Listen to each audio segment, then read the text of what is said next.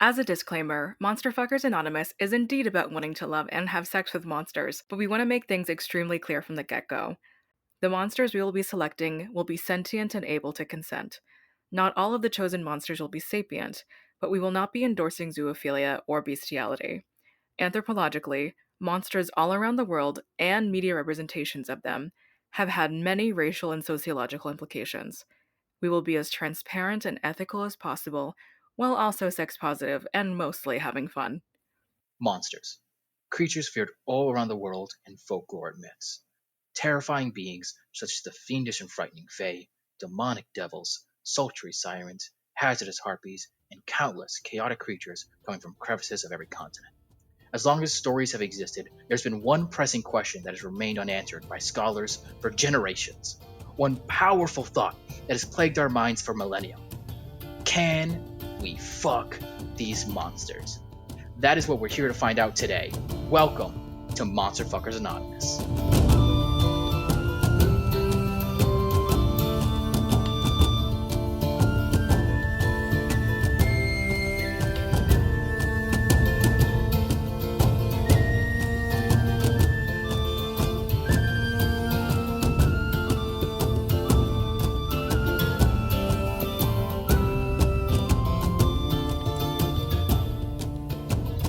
Welcome, one and all, to another installment of Monster Fuckers Anonymous, aka MFA, aka Two Horny People Talk About Monsters. And it gets real graphic. This is the show where we talk about, where I just said, we talk about monsters and how we wanted to have sex with them. As you'll notice, this is episode 2, and we're just going to get progressively more horny. And I think that's a journey that we're all going to take together during this podcast. As usual, I am your colorful commentator, Cleric, here to talk about the monsters I want and really just provide disgusting scenarios for us to really get to know these monsters. But being by myself would be boring. So with me, as always, my co-host, my wonderful partner in crime, the wind beneath my wings as I disappoint them daily, our technical analyst, Joe. Wow. Very gross. That's how you rate my intro? Just gross? Yeah, just gross. Just gross. 1 out of 10. So today's topic is one of my favorites, one of my I think my calling card, something I used to rep. I found better taste recently, or more broad respectively, but it's still an old flame of mine. That is snake people. Gotta love them. Always got it. They're coiled, they're ready to strike, and ready to love you and hug you to death. But snake people is very much a broad term. So we have, me and Joe, as usual, we've picked 2 different kinds of snake people from all over, just like D&D, lore, like folklore, just different kind of snakes in media. And we're going to talk about them and really get analyzed and say which one of these snake people reigns supreme in you should bang these, and which ones are the worst one. What is the worst snake people to bang, and which one should you settle down and get some friends with benefits? Is there such thing as the worst snake person to bang? Yes. Yes, there is. Yes. I think as this show will illustrate, we do talk, like, we get really into the nitty-gritty. There are bad monsters to fuck. There are. There's some monsters that even me and Joe wouldn't go after. And if you go after them, get help. We have a hotline. We don't, but we should make one. There's absolutely not one. Don't ever call. If we start a hotline, never call it. Because none of us will pick up. Anyway, we will be starting with one of my favorite snake people, the Naga. Naga are divine, half-human, half-serpent beings that reside in the netherworld and can occasionally take human form. They are principally depicted in 3 forms: wholly human with snakes on their heads and necks, common serpents, or as half-human, half-snake beings in Hinduism, Buddhism, and Jainism. They commonly hold cultural significance in the mythological traditions of many South Asian and Southeast Asian cultures. Their domain is in the enchanted underworld, an underground realm filled with gems, gold, and other earthly treasures. They are often associated with bodies of water, including rivers, lakes, seas, and wells, and are guardians of treasure. So, first thing I'm hearing off that description, sugar mama. Already know it. I'm about to be a sugar baby, just off rip. I think that's the takeaway from this. And honestly, there are no downsides to a sugar mama. Never one. I will say it's interesting because Nagas are more so the type of monster or like the person that you would look toward in a very like, oh, out of my league kind of way, because these are like can be straight up gods, just and they live in the underworld. There's just very much a lot in terms of what is that, either audacity or possibility in terms of like getting to them, but it's definitely worth it. I mean, yeah, who doesn't want to bang a god? First off, 100%. And second, I mean, it's definitely going to be audacious. I think it's definitely going to be a task too. But who doesn't want to just charm the pants off a god? Like, just that easy. Especially one that can provide you with anything. And just thinking about media representation, there is a persona. There's like one of the monsters in Persona that's actually the Naga, and it is depicted with like multiple sets of arms and talented with war tactics, and has many swords. I'm hearing strong. I'm hearing many arms to hug you with. I'm hearing just everything is just creeping it up. Like, this is just getting better and better. I'm really not seeing a downside here, except for maybe one. The downside that I am seeing is where they're at, and that is rivers, lakes, sea wells. So they're gonna be just like in water, and that's hard to get to. And believe me, beach sex is terrible. So trying to do that in water when there's like seawater going up in all your ghibli bits, it's not going to be a fun time. It's already doing things down there. You don't need seawater. And I think we should put a content warning right before that statement. Which content warning? For which thing one of the many things that you said? You know what? You're right. If you don't need a content warning at this point, we've already introduced the show. You know what's going on. I will say, not only am I am a part of a podcast called Monster Fuckers Anonymous, I also have many fears, and I am deathly afraid of the ocean. So there are some things that are not worth pursuing, and that being said, they're only associated with bodies of water, and I'm down with river nagas. I'm down with like rock side picnic kind of thing. See, that's always nice. Like a river date with a naga, all 6 arms. Like one arm is like has you and like this lovely just hold like a baby. The other ones are just like jerking you off. You know what? You're right. 100%. One arm jerking you off, one other arm prostate, one shoving a soda down your mouth. Yeah. And then the other arm is just like flicking the bean. Yeah. Mm-hmm. This has become when I said the show was getting hornier, this was a straight jump. Yeah. This was a slide up. Yeah, so that's a whole thing. Like that sounds like a fantastic just night to do, but I just think that's 1/3. That is 1/3 of the opportunity. The other third you're getting in the middle of the ocean. You can't go down there in the water. You can't go down to go down, you know? It's just difficult. I mean, we have spoken about going to straight up the layers of hell and the abyss. Okay, I will say this. I've talked so much shit about those layers. Let's be honest. I've done the same thing I'm doing with the Demon Lords, where I think it's mostly impossible to do them. I'm saying for the Nagas. I'm keeping myself consistent. Listeners, if there are any out there, I'm consistent. Mm-hmm. The only one right now is our producer, and they are having the time of their life, clearly.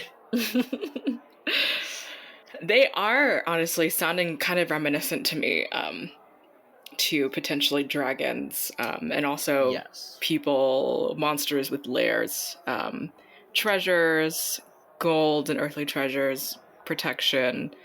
This is just like, honestly, Nagas, I'm getting a very like paladin, himbo kind of thing. And in fact, I'll be racking up sort of like a monster dating sim list. There's going to be the Horned Devil, that is just the very lazy pillow Oh my princess god, the himbo. Horned And then Devil. there's the Naga, who's the paladin, South Asian, just like really sweet fencer, whatever sort of thing. See, I'd make the counter argument. Here's why I made the What? counter argument. What?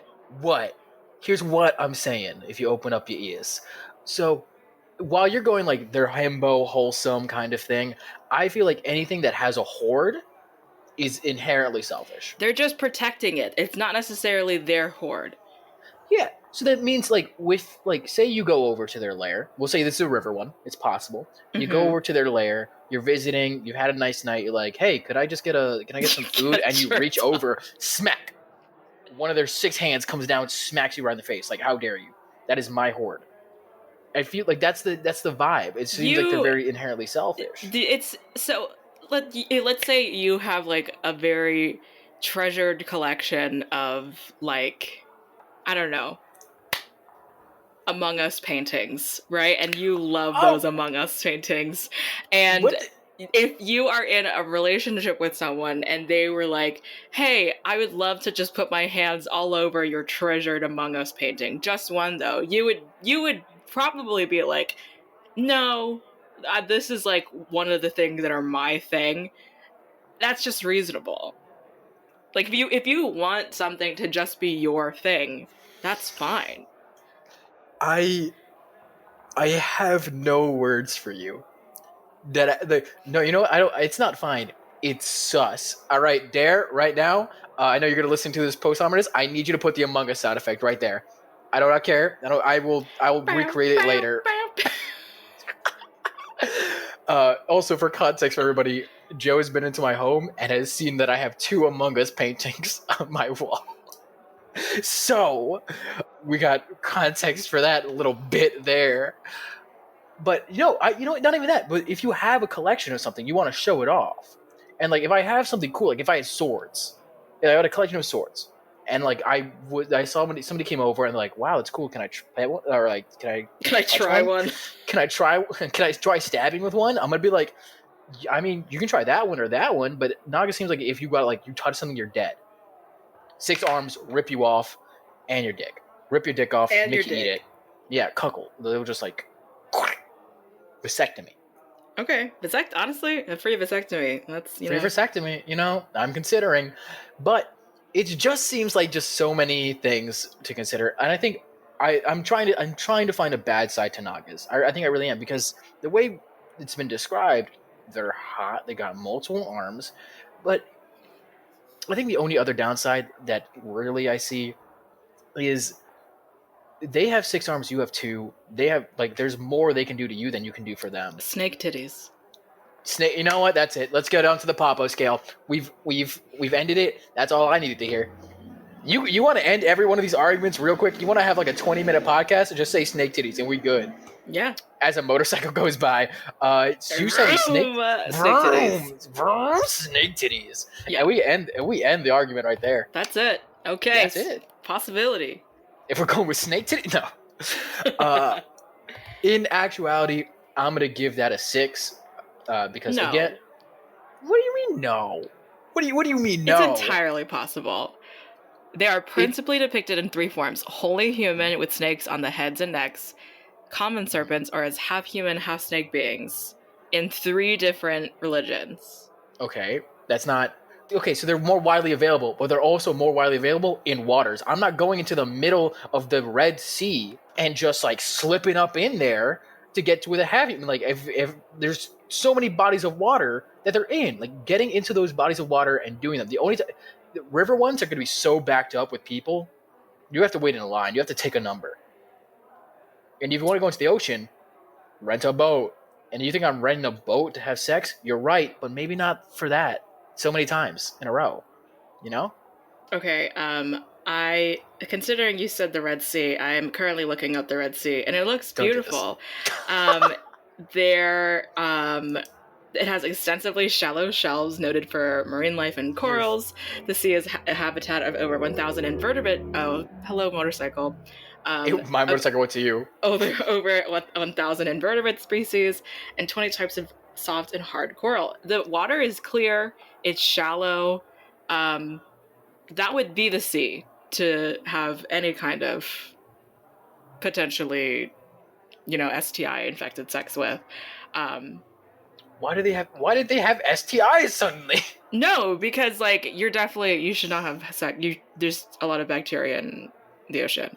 Yeah, that is true. Listen, if you're gonna everybody, PSA. This is a Monster Fuckers Anonymous PSA. When you have sex in the ocean, sand in the hole. You're gonna get sand in the hole. You're gonna get sand in the hole. Put a condom on. Put 3. Just be safe. That's our PSA for today. Honestly, also, if you have a vagina, get a dental dam. Also, just really, just go keep that for shit it. Sealed up. 100%. Get a tent. I don't know. Just don't be outside. Yeah, don't do it on the sand. If you are getting a sand out of your vagina and pee hole for months, you're gonna be pissing sand. I will say, Nagas also seem like they know their worth to the point that they know that they would get very expensive, anything, expensive dates, beach houses. It has to be a whole, they're in palaces in the underworld. Yes, and again, I'm bringing back up that sugar, the sugar mama, sugar daddy thing. They're gonna take care of you. That's true. That's it. They got the money. You're getting Gucci handbags for how well you go down. You just can't covet their things. Yeah, but once you become one of their things, protected for life. Yes, most definitely. Which would make a breakup terrible. It would be a devastating breakup. Yeah, I think you'd be killed. No, I don't think so. I think it's just this is one of those people that you find that you are romantically attached to immediately, and the intimacy is good, but it could be overwhelming. I feel like they might be obsessive too. They might be the obsessive type, straight up just what are you doing? Who are you with? No, you're mine. Why are you doing that? Your friends? They could be gaslighting. Be like, I don't really like talking to your friends how they talk to you. Maybe you should stop hanging out with them and only hang out with me. Oh no, that's a joke. We found anyway, the bad I think side. It's 10 out of 10 possibility. I'm gonna fuck one of these. 10 out of 10. Possibility 6 out of 10. Okay. 6 out of 10 for me. Audacity. How audacious? Attractiveness. Attractiveness is next? Yes. There's 2 A's. I'm sorry, everybody. There's 2 A's on this bitch. 10 out of 10. You're okay. You can't just give a Naga all 10. Yes, I can. It's not gonna be all 10 out of 10. Giving it 9 out of 10 and the rest is 10 out of 10s is a grave you're skewing the graves here. 10 out of 10. What's your rating?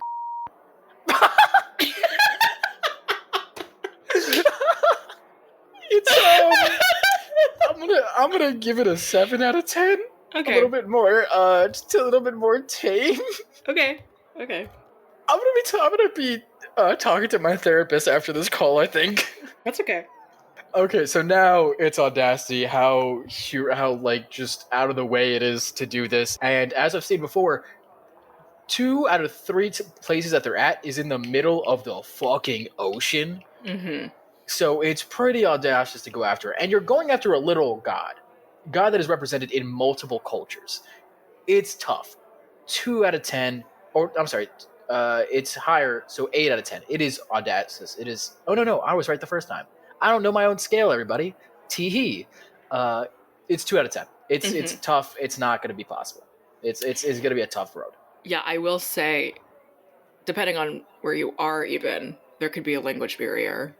True. Yeah, so that's pretty big. I'm gonna say it's a 6 out of 10. These places are fairly approachable to most people. And it's if all it takes is to go to a body of water, that doesn't seem actually all that audacious to me. All right, so you're getting an SDI. That's what I'm hearing. Fuck it, why not? Yeah, I get it. So what's your score for this? 6 out of 10. 6 out of 10 on Audacity, yeah.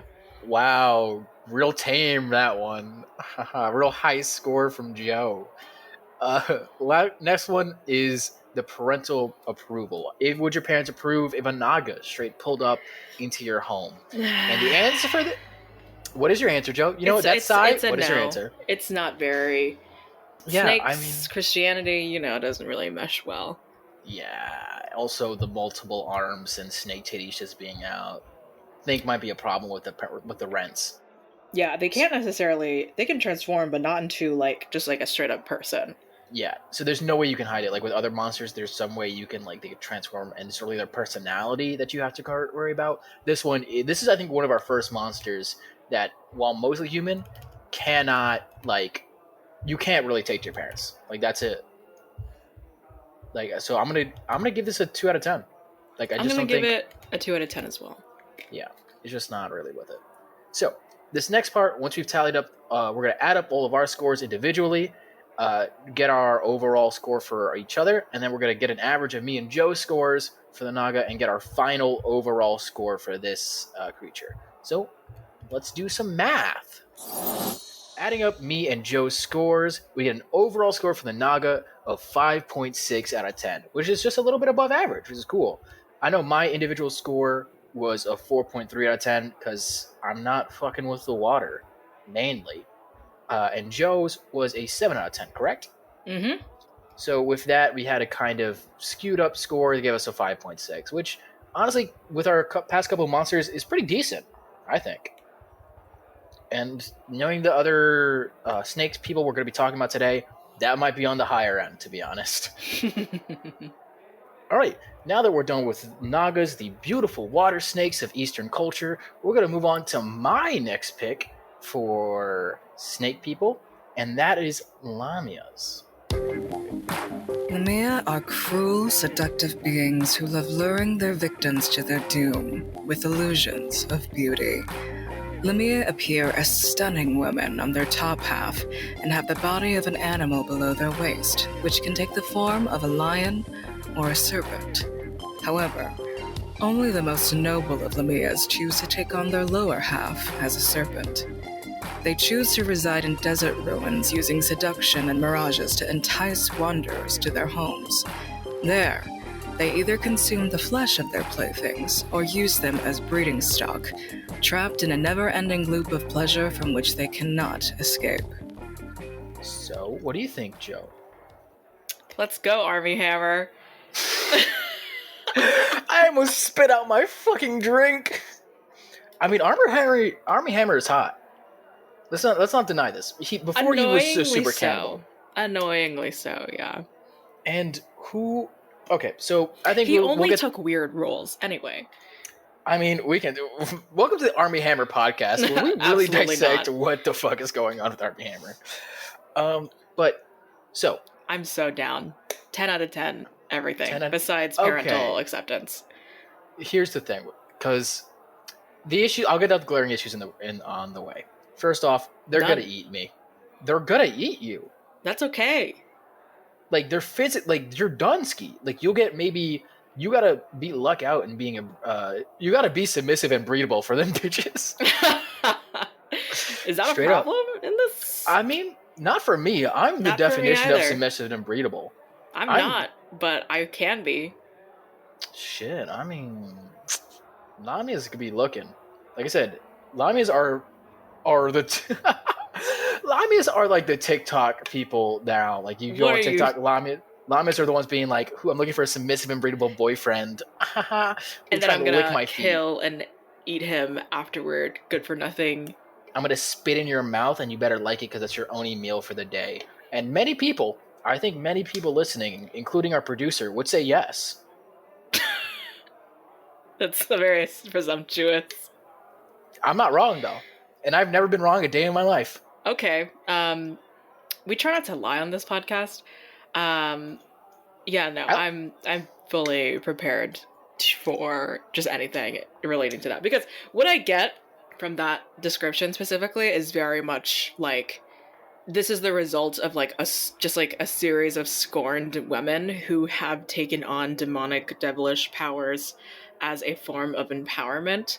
And it is, I will say, that particular reading of it does seem like a very, like, this is the product of patriarchal colonization, imperialism, whatever. I love the matriarchal, like, sociological hierarchical structure that they have going on. I love that most of it and most of the currency involved is just passing human men around. It seems like for femme humans or feminine people in general, they would have a much better time being pets for these lovely snake people. And they're multifaceted, they're versatile, they can change their lower half, like they can become a woman, like, or a person with just like a human body. 100%. Joe, this brings up a very serious question I have for you, and I need your opinion. And I want you to know I'm 100% serious. Okay. When I ask this question, as somebody who is both submissive and breedable, do you think I'd be traded around in Lamia society, or would you think I'd be murdered? I think because you're not very masculine, you're not very strong, you're not tall, you are not very virile, you're not conventionally anything even remotely close to an American man. I asked this question and it's hurting me, but continue. I think you would be treated fairly well unless you decided to, for whatever reason, like, become territorial. Yeah, that would be the moment I become territorial and be like, this is my Lamia. That's the end of you. Yep, thrown to the wolves, eaten, ass eaten, literally. No longer in a cool way. In the bad way. Yeah. With teeth. Yeah. Another thing we have to consider, and like we brought this up with Nagas, I'm going to bring it up with Lamias, is that they're in a dry, arid place. You're in deserts. So first of all, humid. It's going to be hot no matter what's going on. Second, it's literally just, again, the thing with sand. This episode's theme is sand. Sand in your hoo-ha. That's basically it. And that's like, you're going to be sand no matter what. And that kind of is just unfortunate. And just something to consider. Are you going to travel the desert just to get snake pussy? Yes. Obviously. If Dare was watching, I would say put a down bad counter. Please, if anybody's counting or listening at home and has a down bad counter, please add one for that. I need it. Take a shot every time we're horny. People will have alcohol poisoning. Yo, if you get alcohol poisoning from this show, we're not liable. We'll laugh not at you. liable for that shit. That is on you. Like, you could tweet at us and be like, I got alcohol poisoning from doing a shot every time you guys are down bad, and I'll straight up screenshot and be like, look at this loser. Get wrecked. Honestly, stop being so that's that easy. So, to start off with the Papo scale, let's go with possibility. And so, Joe, what is your score? 10 what are you thinking? 10 out of 10. You can't give every snake a 10 out of 10. Yes, I can. Is this why you want to do this episode today? Is this deadass why you want to do this episode today? Just to give every monster we talk about a 10 out of 10? What were you inspired by? What were you inspired by? Snake pussy, snake dick, titty. Snake titty. Really? That's what inspired you. You woke up today and was like, I want to talk about snake titty. Is that what inspired you? You know what? Well, let's move on. Okay. So you're giving it a 10 out of 10. Bonkers, absolutely, whatever. Live your life. I'm going to say for me, since as you've clearly described to everyone, I am submissive and breedable. So I'm going to give it a 5, or you've given the perfect description of my submissive and breedableness. I'm going to give it a 5 out of 10 because unless you're submissive and breedable, it's not happening. And I don't know how many times I'm going to say the word submissive and breedable for this thing. So I'm going to give it a 5 out of 10 because if not, you're getting your ass hate. Listen, I'm just saying, even if you are territorial and you die, that doesn't mean that you're still not able to. What do you mean by that? You can still very much have sex with someone even if you're going to die after. You know what? Yeah, Death by Snoo Snoo. Shout out to Futurama. Shout out to friend of the show, Futurama. No, we're not sponsored by them. No. You mean the show? What do you mean the show is canceled? Also, I hate Futurama. Anyway, attractiveness, 10 out of 10. I will give this one high. That's an 8 out of 10. They are hot. What the fuck? What do you mean? What the fuck? What do you mean? This is your creature, and you're giving it an 8 out of 10. You're giving it an I'm not 80%? giving I'm not giving a monster 10 out of 10 all the time. I do have monsters I'll give 10 out of 10. I'm not gonna set a precedent right now. There are monsters I give a 10 out of 10 to, but they are high. 8 out of 10 is good. Like, You hate women. It's a beat. You hate women. This is what we're doing. Audacity. All right, next monster. I can't wait for the next monster. You got to talk. All right, Audacity. It's pretty audacious. You can't win against me. Anyway, pretty audacious. Yeah, that is pretty audacious. I think it's almost impossible, to do, because it's a real slim chance that you're that submissive and breedable type and not get eaten. So Yeah, sorry. No, what you got? 2 out of 10. 2 out of 10. Same. I was about to say 2 out of 10. There's no way. It's gonna be difficult. Parental approval. 1. No, I think this can be higher. We can go further. Negative. No, I think this can go higher. If a Lamia can transform into a human, why wouldn't it be 5 out of 10? The reason being. Mm-hmm. The reason being is the personality, like I mentioned before. You bring a Lamia to your parents' place. Straight up, you do it. The moment they see your dad, murdered. Easily. Murdered and eaten. Just Dunsky. The Lamia comes to your home, you are now you now have a widower or a widow. Easy. They're going to eat your parents, because they only want you. They're not going to try to charm your parents, they're eating your parents. We've already discussed that if a monster partner eats my parents, that is part of the appeal. Yes, that's the appeal of the monster, but not of parental approval. Your parents can't approve if they're dead. I think 5 out of 10 is still very reasonable. It's not, though. If they eat your parents and kill them, that's not approval. It's death. Okay, listen. What do you mean, listen? If a Lamia transforms into a stone-cold Korean man, anything is possible. But they're not going to become a Korean man. They don't believe in men. They hate men. They wouldn't even do that for love. They're not, because they don't love you either. Joe, I hate to tell you this. Lamia don't love them hoes. They ain't going to love you.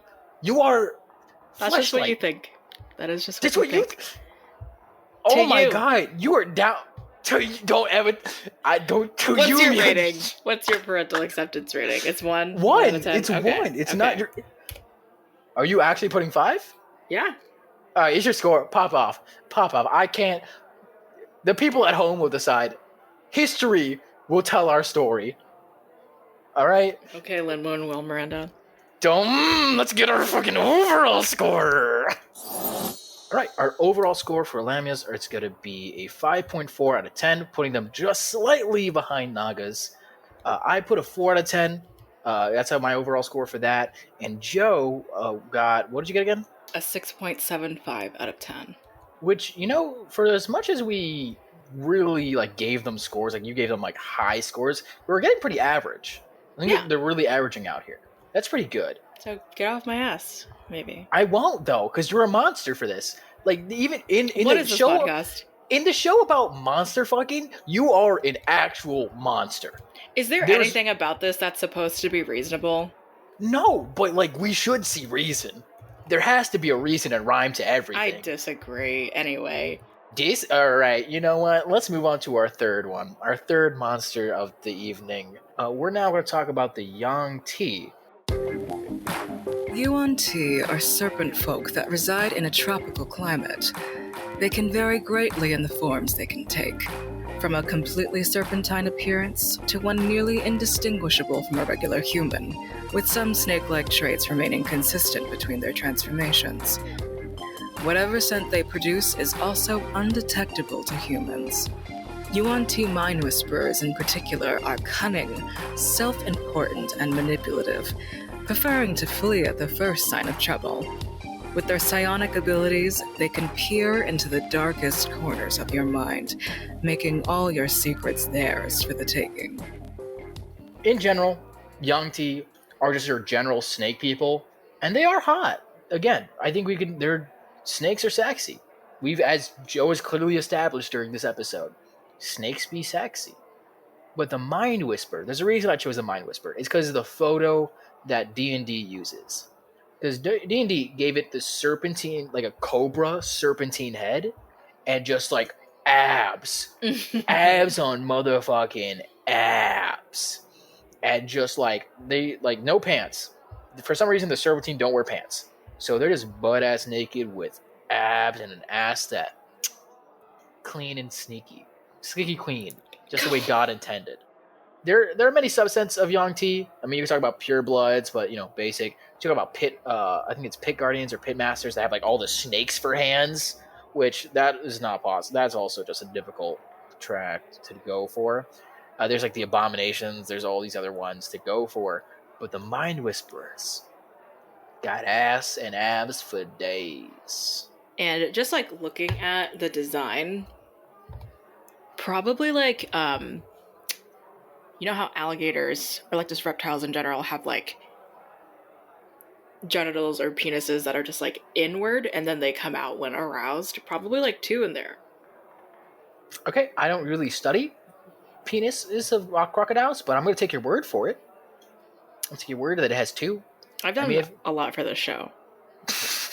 You've sacrificed a lot, and your sacrifice is not in vain. I salute you. Thank you. You're the reason I stand for the pledge. But okay. You don't have to do that. Nothing I do for the shows it warrants that. I also like the fact that they're, like, sneaky and just, like, kind of, like, trickstery, which I'm kind of vibing with. They have, like, degenerate, musky, smelly. All right, we don't gotta pull it like that. You can't smell their musk. I can't smell their musk, and you can't smell their musk. Only animals can. Only a dog or arguably people are animals. Well, no. I mean, if you want to get into semantics, they're not. And in the description, it clearly says humans can't smell them.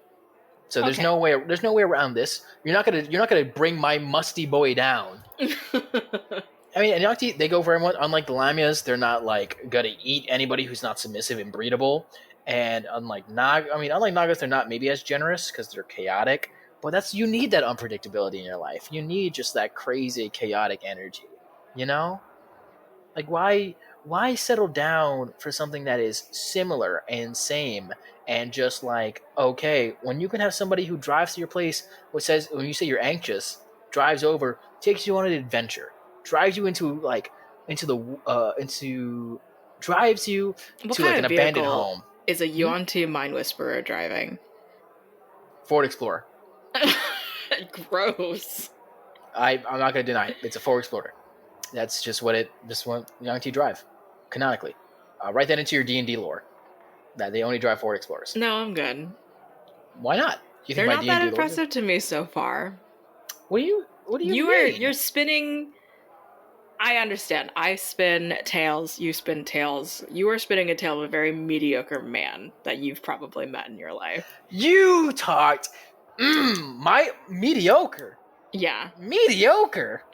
A Ford Explorer. It's a good and reliable car. You were talking about unpredictability. Joe, do you want to know a secret? I mean, sure. I don't know cars. It's not gonna be... Okay. I picked the first car that came to my mind. Also, I'll be very much honest. You know what? I'll be even more honest right now. Yang-Ts aren't selling me either. I really just like them physically. The body, okay, 10 out of 10. But, I mean, it's the same thing. If you watch the first episode, we talked about Gratz, and how Gratz is just like a Kyle, and just like a gaslighter Kyle kind of shit. I would make the argument that Yang-T are a little bit worse than that. They're a Jason. They're a Mike who straight up will literally can emotionally gaslight you, and since they have psychic fucking powers, can literally Miss Martian you and change your brain. We had a fight, you didn't like how I talked to your mom, erased it. Now you think I talked to your mom great. Actually, no, you think your mom's a bitch now, don't you? You hate your mom because your mom doesn't understand you, but I do. and they can physically do that. So I was really trying to hype them up. I was trying to sell them, but they're just musty. Can you look at that picture of the Ford Explorer that I Did you send me a photo? I sent you a picture of a Ford Explorer. Yeah, that looks like something a young T would drive. That is so arbitrary. What do you mean arbitrary? What do you mean by that? The silence is palpable. Speaking of palpable, why don't we just go on from here? I have nothing else to say. Me neither. I just don't like young T, to be honest. All right, so let's talk about the Papa skill of these bitches. Possibility. It's possible. There's so many different young T. I mean, they're definitely going to want to fuck you at this some point. I just, they're so lackluster. All right, everybody. I'm willing to say this. I'm willing to put this out. Let me go on a little bit of a tangent real quick. The young T in D&D lore suck. And I think D&D does a terrible job with them. They have so many different cooler snake monsters like Naga, like Lamia, like Gorgons, and yet young T are the playable ones, and they're not cool. And they like even in the playable races, you can only do the pure blood technically. And that's lame. It's just fucking lame. D&D, be a better game. Or you know what? Just do anything different. There's so many different options. Be a better game. We're not sponsored by D&D Beyond. I can say this. Is this a criticism of Wizards of the Coast D&D or just your bad choices? All of it. Criticism on me, criticism on Wizards of the Coast, criticism on D&D the game, all of it. Young T suck. 4 out of 10. Overall score. I'm not even. That's not how this works. Possibility. It's entirely possible. 6 out of 10. Like you can do it. It's possible. I'm so disappointed in the young They just T. kind of sound like not even like himbo, just like jacked dummies. They're just jacked tofu blocks. That's it. They offer nothing but like we're so crazy and then gaslight you. The thing is though, I feel as though if we just like step away from what they technically are in terms of D&D, like lackluster, like personality less, if we consider just like going into the sort of gratzed psychic whisperer kind of thing, they could be certainly more charismatic. They could be more intelligent, if anything. They're very they're charmers, and I won't deny that. They're very charming. They're very much just like they have a silver tongue, and that's fine. And they're gonna use that silver tongue all up on your body. Yeah, that's definitely the thing. Yeah, they have a 16 charisma when it comes to just the NPC block. Yeah, they're very charismatic. I think they're like off principle. They're very charismatic. They're very attractive. They can definitely charm you. It's just like compared to the two that we talked about before to now, it's just I'm realizing like when I initially put them on the list, I was like, Young T are great. I love them. They are fantastic. They're snake people. But comparing them to the two that we talked about, and even though I talked mad shit, don't get me wrong, I talked mad shit about the other two, I'm not going to deny that they're leagues above the Young T, especially the Young T Mind Whisperer that I'm talking about. There's something really funny that says that they can at will cast animal friendship, but only on snakes. Yep. That's so. They're just like, what? Only snakes. It's like, hey, there's this dog that like literally stole my mail. Can you get him? It's like, nope, only snakes. Only snakes. Only That's snakes. It. Here's Snake Charmer Man. He only charms snakes. There's a fire. Can you save us? Nope. I only charm snakes.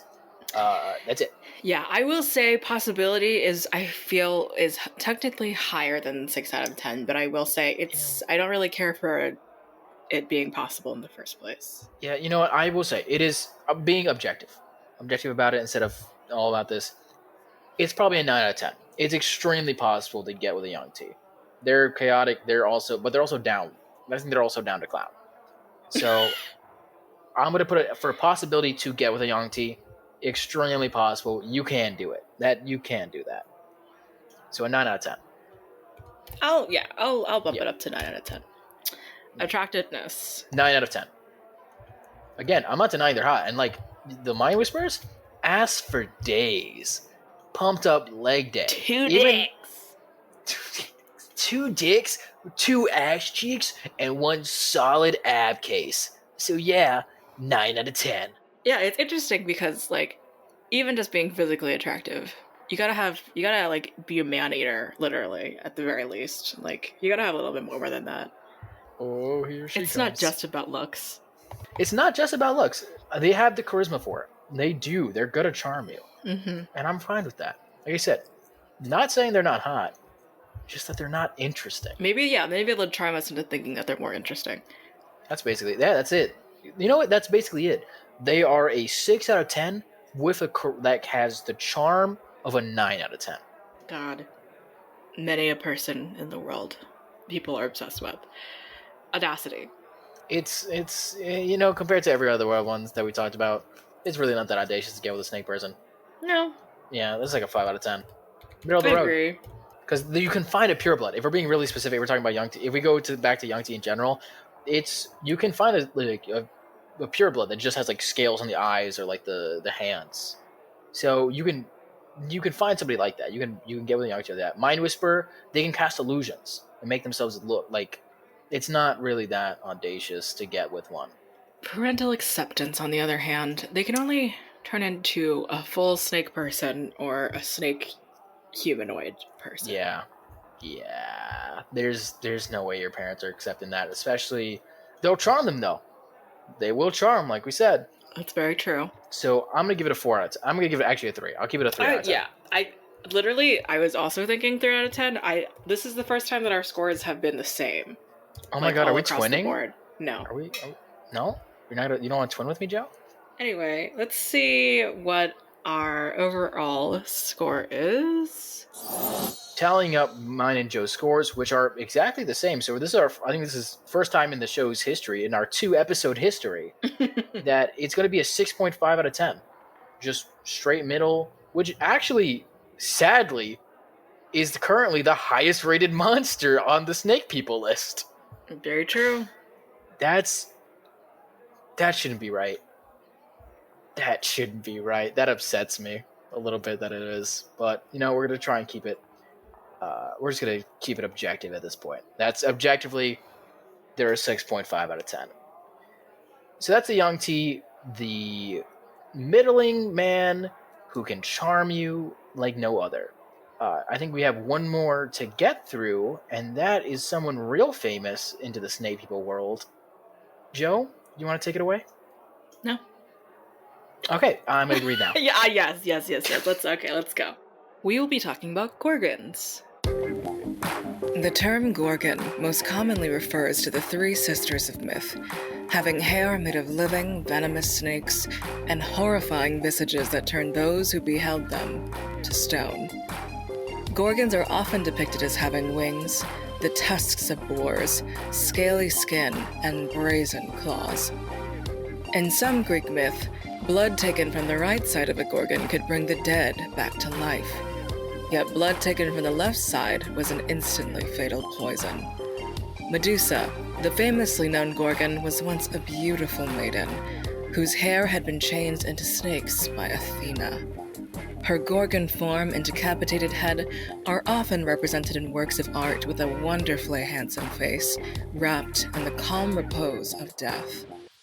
I love Medusa. Me I'm gonna too. be honest. I love her. I love the myth of Medusa because honestly, I know people in the people have been recently realizing that Medusa is 100% the victim in almost every single one of the myths. Like, she was like, they fucked her over heavy. Like, she was just a strong, independent woman trying to live her life, do her damn thing, and some white dude with a sword was like, "I need your head, bitch." She's like, "I'm not giving you shit." She's like, "No, I need your head, bitch." And then also, what even happens to her in the first place is Poseidon, in Athena's temple, and then Athena punishes Medusa for some reason, and not Athena's own fucking uncle. Damn. Women don't support women. That's fucking wild. This is just like an interesting psychological it wasn't a study, it was just like some article that I was reading about Athena being the woman that was very the patriarchal woman, like very much daddy's girl, very much like, I'm not like other girls. I love sports and hobbies, and other women are not like me, and just like that kind of. So you're straight up describing Athena as a pick-me girl.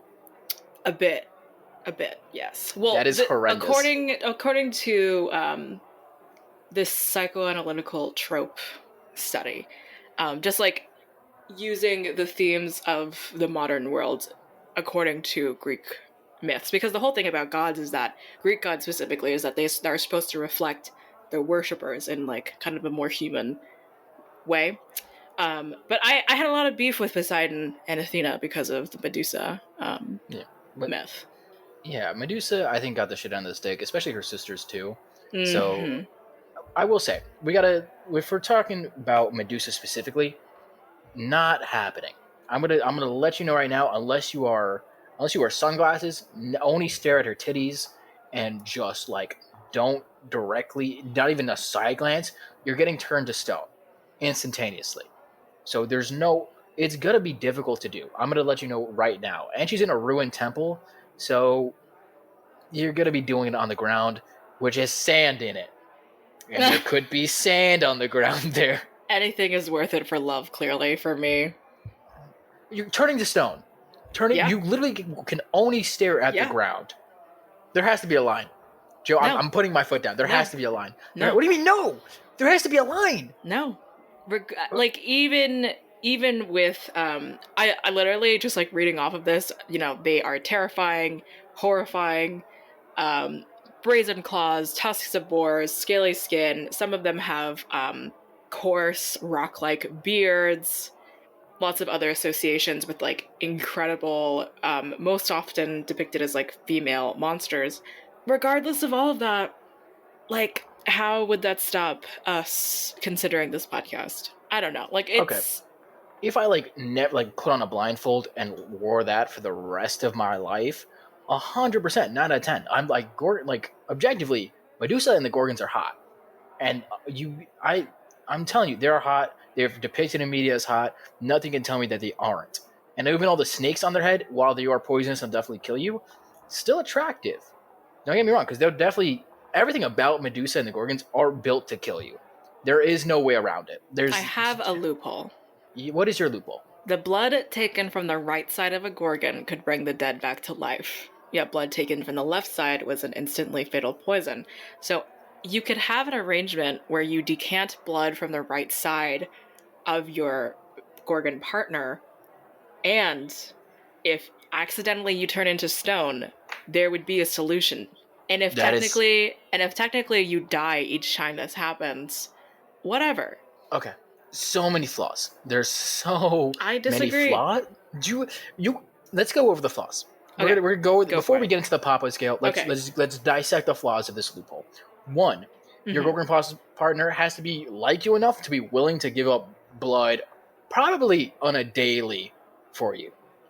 Two, does that mean you have to constantly be like have an IV in your system to like negate the stoning, or have it like when you feel the stoning take over, you smash on it, like you smash real quick before you get stoned, and then like it slowly dissipates on your body? There's so many ways this can go wrong.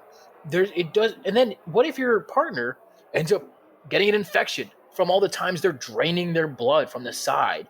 Literally 1 quart of blood and a human leaves you woozy and boozy. How much blood are you going to need 100% that a Gorgon's going to take and just knock you out? Like, that's going to knock them out. And they're going to be done. Okay, so there are some technicalities to this loophole, I understand. Technicalities? The thing is that people regularly give blood, and they don't do it all at once. Like, it happens throughout the span of, like, a couple months, or how, like, depending on your blood condition or whatever. Reasonably, blood packs exist. They are a thing, and you could in some fashion maintain them in a sterilized way. But it would have to be throughout the span of months. And that's like, whatever. Again, that doesn't fix the delivery system. You've explained that it's possible to get the blood. I never denied that it wasn't possible to get the blood and like have quantities of it. It doesn't solve the fact that you're going to get maybe turned to stone daily, having the delivery of that system, and how that would affect you psychologically. Let's go to the Papa scale. I'm not having, you know what? We're going to move on. We're going to jump forward. This loophole makes no sense. It's frustrating me. Let's go to the Papa scale. You're so distressed right now. Considering in real life you could have a relationship with someone that like is unironically into feet, I don't think this is a problem. Considering it's just fantasy. It's a beautiful woman. She's very lonely. Can turn you into stone. It's just one of those hang-ups. It's a hang-up? Yeah. It's a hang-up. Usually a hang-up in any other relationship is like, hey, sometimes I just don't like washing the dishes. Or, hey, do you mind if I watch The Bachelor? Not It's washing my the dishes comfort is a shirt. big fucking deal. I'd rather someone be a Gorgon rather than never do the dishes. You'd rather have somebody turn you to stone on the daily and maybe Not on the eat your ass, physically eat your ass, like bite on and eat your human flesh, than somebody who doesn't wash the dishes often. You know what? But hey, Clerk. What? It's possible. 10 out of 10. I want to cancel this episode so badly. You can't. We're already halfway through. We're more than halfway through filming. What's your rating? 2. It is Okay. a 2. You can't look them in the eyes. And your loophole is not physically possible. So it's a 2. You know what? No, I think it's a 1. Okay. It is a 1. Okay. I'm just saying there are many ways to go past that, but There are attractiveness. 9 out of 10. 9 out of 10. 9 out of 10. Listen, I'm not everyone at home. I'm not denying that I'd fuck the Medusa. That's not what I'm here to say. I'm saying that it's extremely difficult, and how down bad Joe is should be alarming. I feel like Joe is a cautionary tale for everybody listening. It's just straight up. Like, this is you. If you think you're down bad, look at this. Don't get to their level. Don't be this down bad. Okay. I also I don't mean to be a Fate person, but look at this Medusa from Fate. Are you DMing me Look something? at her. Look at her. Okay, that's not Look at her. Medusa though. Look at her. That's a human. Okay, no. I'm putting the kibosh on this one real quick. That is human Medusa, which is, again, I'm not denying she isn't hot, but that is human Medusa. We're talking about snake head, fangs, long tail Medusa. That's who we're talking about. So this Medusa, hot, not our Medusa. And I'm just saying, this Medusa, the third movie of Fate, Say Night of Inspiel, her chariot is Pegasus, which is literally Medusa's child. It's just a beautiful animation. Anyway, there's a lot that Medusa is just so culturally significant for. She is. Yeah. Not denying that. Yeah. I'm not denying that at all, and I'm also not denying that she's hot. But there has to be lines, and we have to. You got to take her as she is. Not all this fantasy. We don't care about fantasy. We're She's cold, literally hard a logic creature fans. of fantasy. I don't believe that. Okay. How audacious is this to pursue her? Audacious, 10 out of 10. That's fucking. You're gonna be blind. You mean 1 out of 10? 1 out of 10. You're gonna be blind. Again, I don't know my own scale. I think it's 8 out of 10. You know what? I don't even want to. You can just approach a temple and a lair and just be like, "Hi, I want to like get to know you, and I think you're very lonely. I'm very lonely. I would risk it all." And here's the thing, because you can't look her in the eyes, you're either blindfolded walking in there, which isn't going to be like a great time to do, or you're just staring at her snake titties, and she's not going to like that. Do you know what Perseus did with the whole mirror thing? There's another loophole to being turned into stone. You just look through a piece of glass or a mirror. For the rest of your life. Not for the rest of your life. What? There are other options. Why do you have, like, there are just so many things to work past this. Even past just like, even a one night stand or just like meeting the person, looking through someone through a glass for like the first time and not being able to do anything because they're through a glass, you're basically describing a glory hole. That's what you're doing. This is a glory hole situation. No, it's not. Okay, you know what? Well, parental approval. Listen. What? Mirror sex. Like, just like looking at the both of you, like, in front of a mirror. I'm gonna move on to parental approval now. Okay. We're just gonna move on. I'm gonna give it a 3 out of 10. Is it because you don't? Never mind. Okay. It's because I don't want Joe. You don't want to look at yourself during sex. You knew it. You knew the reason, but you really had to say it out loud, huh? You described me perfectly in the Naga section, so you knew exactly how I look. Mhm. So you really had to articulate it. 3 out of 10. In the Lamia section. Yeah. In the yeah. Lamia section. Mhm, okay. Yeah, this definitely would be rough. I think this is a 2 out of 10 situation. Oh, lower score than me for once. Why do you think it's a 3 rather than a 2 this time? You know, if everyone wears blindfolds and they talk, Medusa seems like it should be great. The Medusa and the Gorgon seem like they'd have You a don't great think that it would conversation. be so fucking strange? Like, hey, parents, please put this blindfold on so that you can meet my partner. I can just say they're really ugly. And honestly, my parents would be like, we're just happy you have somebody, you fucking loser. All right, going just right along. Let's calculate our overall scores. So for the wrongfully treated Medusa, the beautiful and amazing Medusa and her Gorgon sisters, we got an overall score of 5.4, which ties them up with Lamia's, which is pretty chill. I know I got a 3.5 for Medusa. You know, the eyes and all of that just don't, it's not going to work. There's no possibility of it. But Joe, you got a pretty high score for them, even for your standards. Yep. And are they high standards? No. You got a 7.2, right? Which ranks pretty like 7.25. Yeah, which means is that the highest one for you right now? I believe so. Ooh, okay, I care nice. a lot about her. Okay, so with that, I believe it's time to go over, I guess, just the overall ranking, just to put them in order for us. Which I'm really surprised by all this by the end of it. I know I started this episode believing this was going to go one way, all these ranks, and then I think it's been just completely upended by the end of it, honestly. And I didn't expect Joe to be so horny for snake people. I think that's what just threw me off so much episode. Why don't you just consider me your brother, and why don't you just accept me? No. And eat from the same bread as I do. While I respect the bread you eat, I respect the meal that you choose, the lifestyle you want to consider, I have my own path. This is a microaggression. This is a hate crime. It is. It's 100% is. Disgusting snake lover. Spider women for life. Get ready for that episode. Oh, God. The Underdark episode, I guess.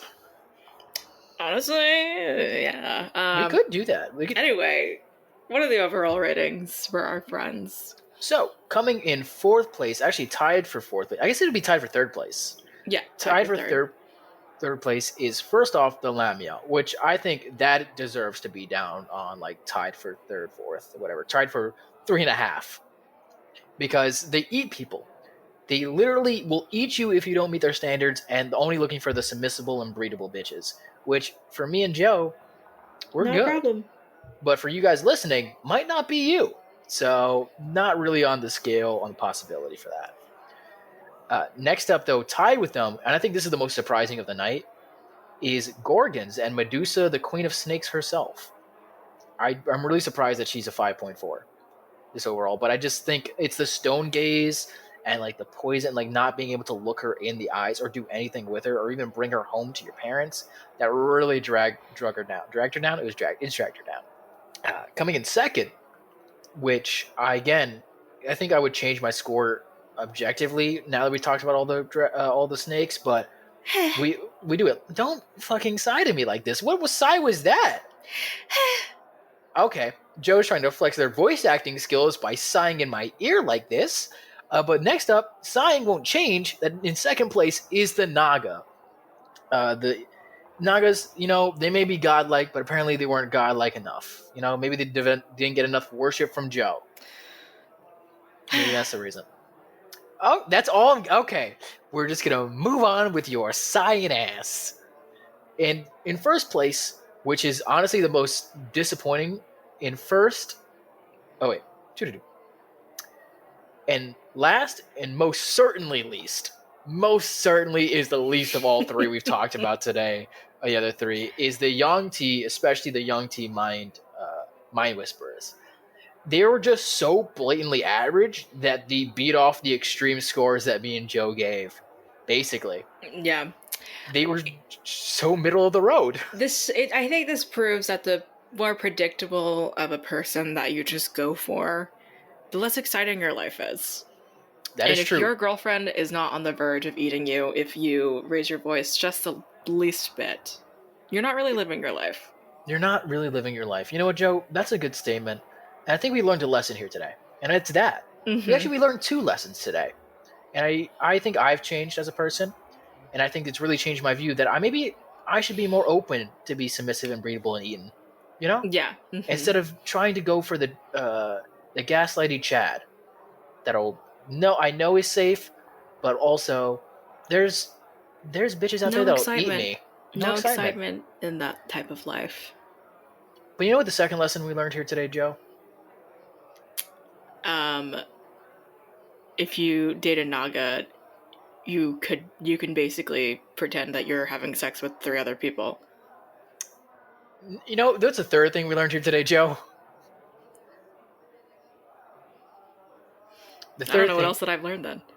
The third thing we've learned is sand is dangerous for your hoo-ha. Don't get it when you're fucking a snake. Because that's all these bitches are in sand. So get ready for STIs and all that galore. I will. Wow. With that, I think it's time to wrap up today's episode of Monster Fuckers Anonymous. For those of you wondering, because snake people was such a broad topic, we won't put them in like a general snake person ranking. So each one will go on the ranking that we have individually. So when we do have that Excel sheet or whatever, they'll all go on there individually, unlike the Devils and Fiends. So it's a little housekeeping to end the episode off.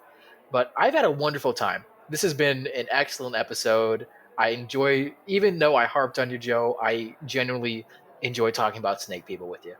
Go check on your heart pressure, you fucking bitch. You sick fuck, alright? You're a fucking degenerate. You're fucking sick. Okay, bye.